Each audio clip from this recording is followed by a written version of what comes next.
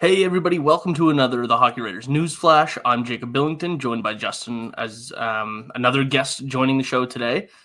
Justin, we just have a big trade and involves the Philadelphia Flyers, and I see the Michkov jersey in the background, so I figured it'd be good to have you on to talk about this one. So not long after acquiring Andrei Kuzmenko, the Flyers flip him to the LA Kings for a 2027 third-round pick. So we'll just start with what are the Kings getting in Kuzmenko? What have you seen from Kuzmenko in Philadelphia? Well, it's been pretty short term. Maybe been 10 games, but I have liked what I've seen. Um, he was putting up points actually for about a pretty good rate. But the thing that stuck out with me is that he was really helping to drive play, which I didn't really expect right away, considering his numbers coming into it. They're a little bit deceiving. He is driving play relatively well.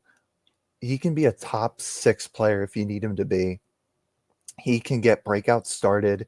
He is a strong offensive player. He's not necessarily fast, but he has the tools to succeed. And he scored 39 goals, I believe it was, a couple years ago. That was for a reason. That wasn't by accident. That's not something that he can't replicate. He is genuinely a good player.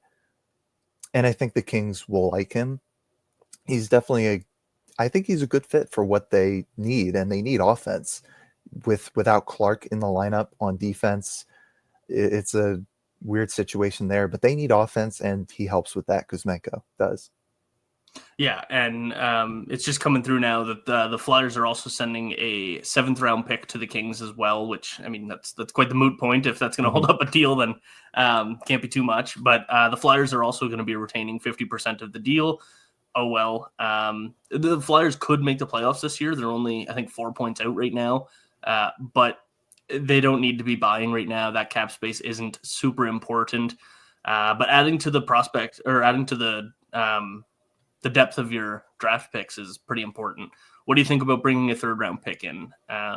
Considering they just acquired him as, I don't want to say a throw-in. He was definitely a part of the deal, but I mean, you just got rid of Morgan Frost and Joel Farabee for a few things, and Kuzmenko was one of them. So is a 3rd-round pick good value for him, do you think? I mean, from an asset management standpoint, I think that's good that they get an extra third. I'm not sure what they'll do with it. They might trade it, they might use it. This is 2 years down the line, so we really don't know. But specifically, they have a lot of picks this year. I think they have about as many as they started with next year and the year after, but I think they might use that as leverage in a trade. We see what these draft picks can get you. I just look at Washington last offseason. They got Logan Thompson for 2/3. I mean, these thirds they can be pretty valuable if you leverage them right. I'm not going to get too hyped about it. It's a draft pick 2 years from now, but I think it's decent asset management, and the retaining the cap, considering the Flyers situation is doesn't really matter to them. They'll do it if it makes the deal go through. Yeah, and it's only for this season, so it's going to be 2.75 million retained. Oh well, it's not like it's going to be hindering them long term, or like I said, it's not going to impact their plans to buy or anything like that. So, but yeah, 5 points in 7 games with the Flyers. It's not nothing, but a small sample size like that. I mean, like you said, we have seen Kuzmenko put up 39 goals and 74 points in a full season.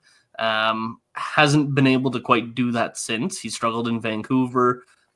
Started really hot with the Flames, and then kind of cooled off. No pun intended.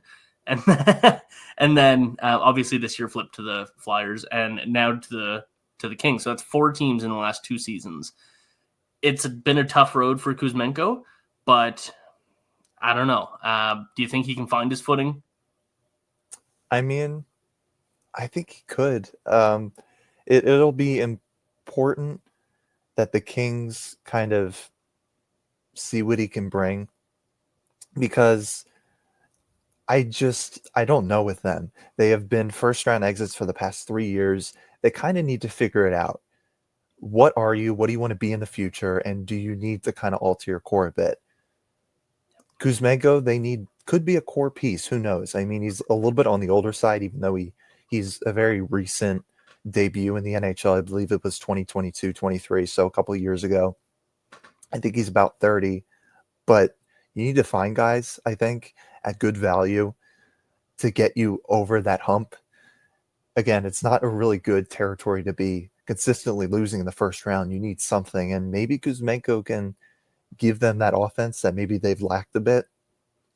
It's just important for them to find pieces. They just need to find a guy and have something to look forward to.